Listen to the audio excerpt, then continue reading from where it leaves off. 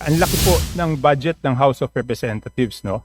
Nasa 30 plus billion. Kasi dapat natin malaman kung paano ginastos yung budget ng House. Nagpropose po ang House ng insertion na mas malaki pa doon sa original budget. I would like to reiterate that this is not an insertion. This was deliberated in the plenary. Dapat po ipresenta po yung budget ng House of Representatives. Kung wala po tayong tinatago. We are one with you, Representative Chanco, in Ma'am, you are one with pushing me. Po doon, hindi po nakaschedule yung House of Representatives. So is there a law that exempts the House of Representatives from presenting the budget to our colleagues before it goes into plenary? In previous years po, if I may respond to Representative Tiangco, in previous years po, there are certain agencies who do not have pre-plenary hearings. They go straight to plenary. So it's not just the House of Representatives or Congress of the Philippines in general. There's also SUCs. There are no pre-plenary deliberations. Even the other OEOs, the other executive offices po, hindi na po natin isinasalang sa pre-plenary budget hearings. Pero po, Madam Chair, ang laki po ng budget ng House of Representatives, no? Nasa 30 plus billion. Halos kasing laki lang siya ng DOST. So bakit hindi po natin siya idaan sa pre-plenary hearing? Kasi dapat natin malaman kung paano ginastos yung budget ng House noong 2025, paano ginagastos yung 2026, at ano po yung basihan ng 2027 budget proposal. At kadalasan, nagpropose po ang House ng insertion na mas malaki pa doon sa original budget. Just like 2026, no? 16 billion lang po ang NEP natin, pero ang total budget is 35 billion. So mas malaki pa. Tapos hindi man pre-present. Paano po kami magtatanong sa plenary kung hindi naman pre-present po sa budget briefing yung mga pinagkagastusan? So I would like to request, kung wala namang legal exemption o constitutional provisions that exempt the House of Representatives, we must go through exactly the same process as other departments. Dapat po ipresenta po yung budget ng House of Representatives kung wala po tayong tinatago. Definitely po, Kong Toby, definitely wala po tayong tinatago. As was the case last year, when the budget of the House was presented during plenary, tinayuan po ng isa po sa ating mga vice chairpersons, si Vice Chair Maricar Zamora, tinayuan niya po yung budget ng Congress of the Philippines, and we opened the deliberations on that. But if the request of the Honorable Chanco is to do a pre-plenary for Congress, we will submit that to the for consideration of the House leadership, because usually naman po it's something like it's not just the Congress of the Philippines budget. As I mentioned before, there are a lot of OEOs na other executive offices na hindi na po natin dinadaan sa plenary. So we will definitely submit that for the consideration of the House leadership. Madam Chairman, why do we have to submit it? This is about transparency. This is about the budget of the House. May question na nga kung bakit MOOE natin by by certification. So bakit hindi natin ipakita kung paano ginastos? Yan lang naman ang tanong eh. Yes or no? Yes po. We are one with you, Representative Chanco, in Ma'am, you are one with pushing me, for but you are just transparency. You're circling around the question. So I want to know bakit ayaw natin i-pre-plenary yung budget ng House of Representatives. Kong Toby, just to be very clear, we are not saying no. We are saying that this is not a decision that I can make right now. That is subject to the consideration of the House leadership. So again po, I am not saying no. Again, we've done so many reforms to promote transparency. We've done the BARC, bukas na po lahat ng mga amyenda, pinapakita po natin line by line, not just in the House, in the level of the House of Representatives, but even at the level of the Bicameral Conference Committee, pinapakita na rin po natin lahat ng amendments. So again, if this is a push towards transparency, most definitely po, we will support this, but this is not a decision that we can make at the moment. This needs to be submitted for the consideration of the House leadership. Madam Chair, you're not saying no, but you're not saying yes also. Diba? I mean, ano bang problema? What is the problem? Why don't we ask the House leadership? Nandiyan man si Speaker, nandiyan man si Madjo. Ba't di lang natin tanongin? Again po, I am unable to say yes or no to that question because it is not my decision to make. I would have to, again, submit this for the deliberation of the House leadership. And we will rest assured po what the assurance that I can give. If it was within my jurisdiction, I would have been able to decide right here and now. But please give us some time to submit this for the decision and deliberation of the House leadership. But that is no assurance at all. 2025 ang NEP po natin 16 billion. Nag-insert po ng 17 billion ng House, naging 35 billion yung budget. 2026 ganun din. 17 billion ang NEP, 27 billion ang GAA. So ibig sabihin nag-insert ulit ng 10 billion. Tapos ayaw natin dumaan sa pre-plenary. So anong problema? Kong Toby, I would like to reiterate that this is not an insertion. This was deliberated in the plenary. Although there was no pre-plenary for the budget of the Congress of the Philippines, the deliberations on the budget of the Congress of the Philippines was opened up during the plenary. All members were given the opportunity to propound questions to the budget sponsor last year. So although there were no pre-plenaries for the Congress of the Philippines in the past budget hearings, meron pong pagkakataon ang lahat po ng mga miyembro na suriin yung budget ng Congress of the Philippines pagdating po ng plenary deliberation. So if again the request is to have a pre-plenary for the Congress of the Philippines budget for this year, I will most definitely po, the assurance that I can give at the moment is that I will submit it to the wisdom of the House leadership. Eh kung ganun pala, pwede naman palang sa plenary lang magtanong, bakit pa natin sila pinadadaan sa pre-plenary? Tapos tayo, ayaw natin idaan yung sarili natin sa pre-plenary. Pwede naman pala, di ba? Kung yun ang sagot niyo, kasi last year, ganon, yung House hindi dumaan sa pre-plenary, tapos sinagot lahat ng tanong sa plenary. Eh bakit lahat ng departamento pinadadaan natin tapos tayo hindi? Anong pagkakaiba? Madam Chair, point of order. Go ahead po. Before I respond, yes, My good friend Representative Tony Toby Albano. Chanco is talking about our pre-plenary actions that we can take up amongst ourselves and not waste time with a lot of members who are ready to talk and debate issues regarding the DBCC.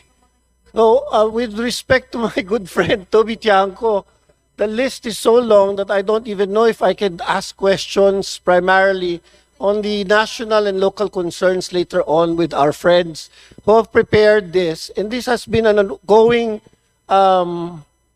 practice to have the DBCC. So if this is a concern, my point of order, Madam Chair, is if it is concern about scheduling, maybe we can take this up with the permission of Congressman Toby, with the leadership, and not waste the time of members and also our guests here in plenary. If that is okay, that is a point of order that I'd like to Okay, make. if it's a point of order, I will explain and I would like the chair to rule. If it's a point of order, I will not appeal.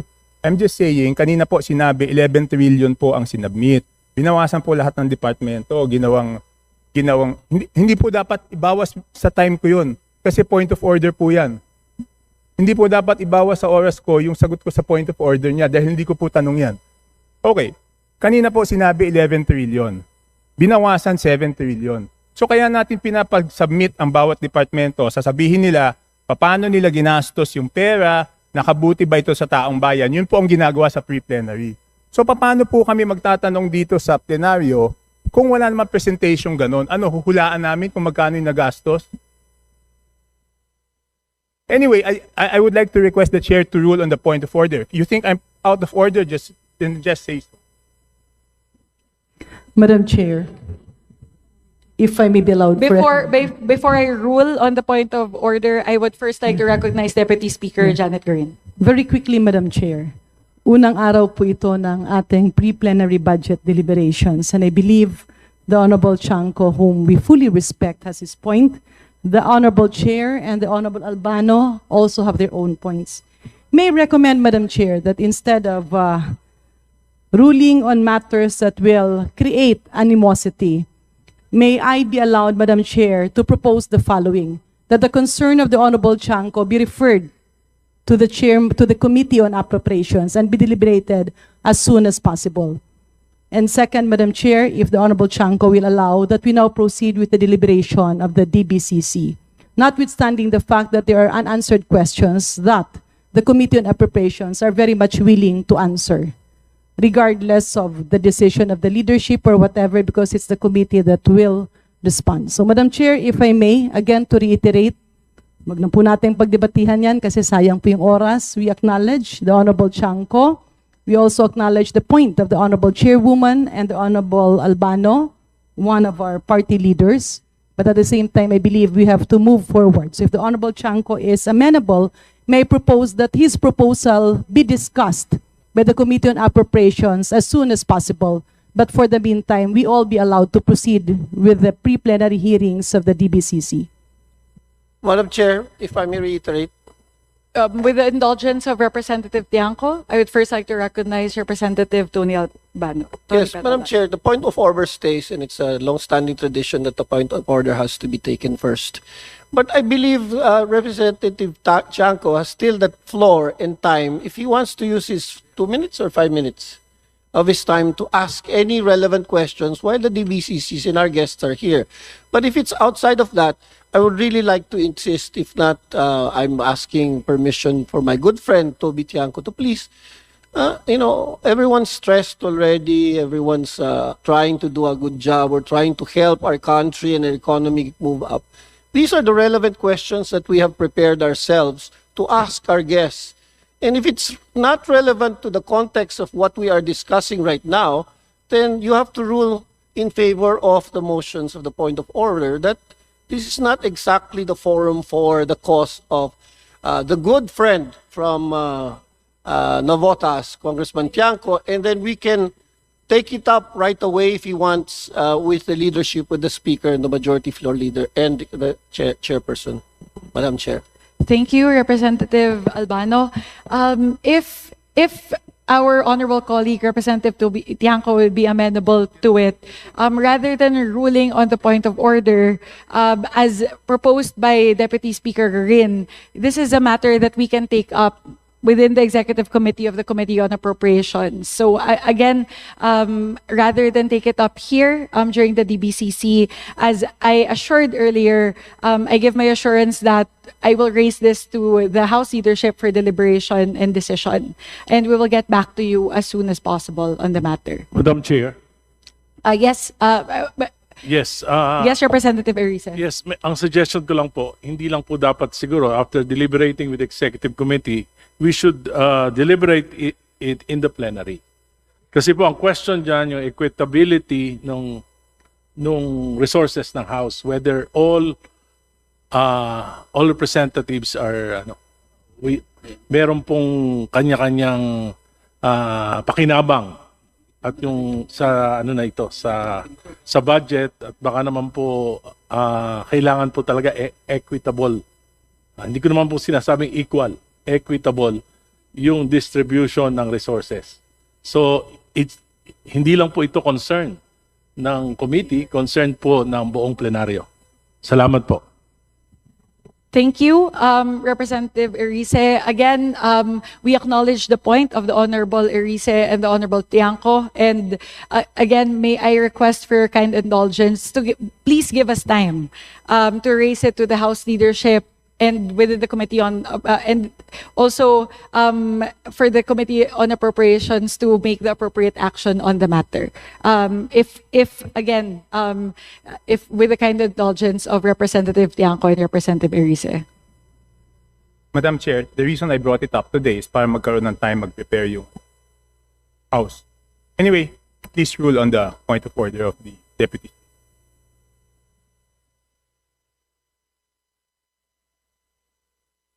Yeah. Madam Chair, may I request for a few minutes suspension? May I request for a few minutes suspension? Briefing is suspended. Briefing is resumed. Thank you, Madam Chair. May I be recognized? Yes, Representative Albano. In the fairness, so that we can move on, this is only a briefing anyway. I'd like to read out my motion of point of order so that we can move on and ask questions that are relevant for our society and for our district and for the national interest. Thank you, Madam Chair. Thank you very much, Representative Albano. With the point of order being withdrawn, may we now request the Honorable Tiangco to please proceed with other questions that you have for our agencies present here today. Okay. Thank you very much. Ito, Madam Chair, last year, kaya kailangan ulitin to, last year ko po to tinanong. Nung third reading, and I even wrote you regarding this, no? Malaki po yung kontrobersya sa DPWH projects, no? I requested last year nung nag-third reading, I requested the chair na ilabas yung budget per districts at ilabas yung budgets per party list. Summarize, para alam natin magkano yung total per district at magkano yung total DPWH per party list at saan pumunta yon. Ngayon lumabas na po yung NEP ng DPWH. I am requesting again na sa NEP pa lang, i-post po natin sa ating website yung budgets per district para makita ng lahat yung mga budget ng DPWH per district at yung budget ng DPWH per party list at saan po ito napunta. Sasabihin ulit, hindi po ito kasama sa DBCC. Pero kailan pa ako magkakaroon ng opportunity? Last year, tinanong ko yan nung third reading. Sumulat ako hanggang ngayon, walang sagot for the 2026. So palampasin na natin yung 2026. 2027, bakit hindi po natin, kung talagang gusto natin ng transparency, bakit hindi natin ipakita magkano ang budget per district, magkano ang budget per party list, at saan po ito napunta? Representative Tiangco, what is contained in the NEP?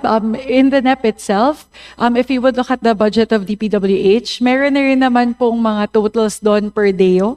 So there's a regional total. There's also a total per district engineering offices. So those information are actually already contained in the NEP itself and later on when the HGAP is filed. Hindi po kaya i-total yun ng ordinaryong mamamayan, Madam Chair. 772 pages yun. Hindi mahahanap yun. Why don't we make it easy for them na ipakita, okay, simula sa distrito na to, ito total budget, ito mga proyekto, ito total budget, ito... Tsaka doon, can you tell me, paano po hahanapin doon yung pinopost ng party list? How will we know sinong party list ang proponent doon sa budget na yon kung hindi po natin ilalabas? Representative Tiangco, again, there are no proponents for the project. So if you would look at the HGAB and the NEP, you would see that there are totals per district engineering offices. So there is actually no way to us to be able to create a summary of what are proposed by party list members as opposed to district representatives because there are no such thing as... Meron po yan, Madam Chair. Hindi naman tayo pinanganak ka.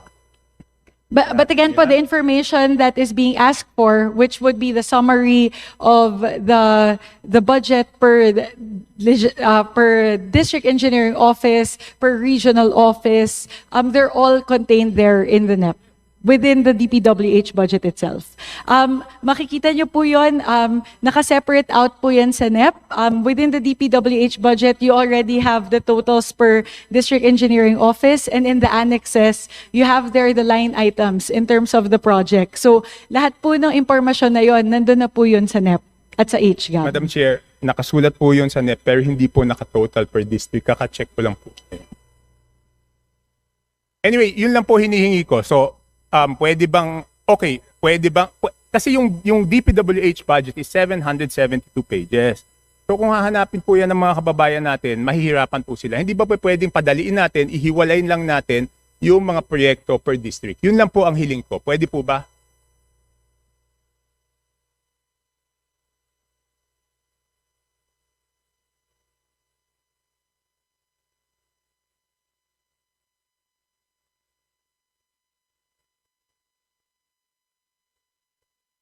May I defer for the answer, the expert on the matter, the Vice Chairperson of the Committee on Appropriations, defending the budget of the Department of Public Works and Highways, Representative Romeo Momo, to respond to the query of the Honorable Tiangco. Yes, Madam Chair, thank you. Ang totoo lang, in every DEO, mayroon tayong total budget and then mayroon ding naka-line ng mga projects, no?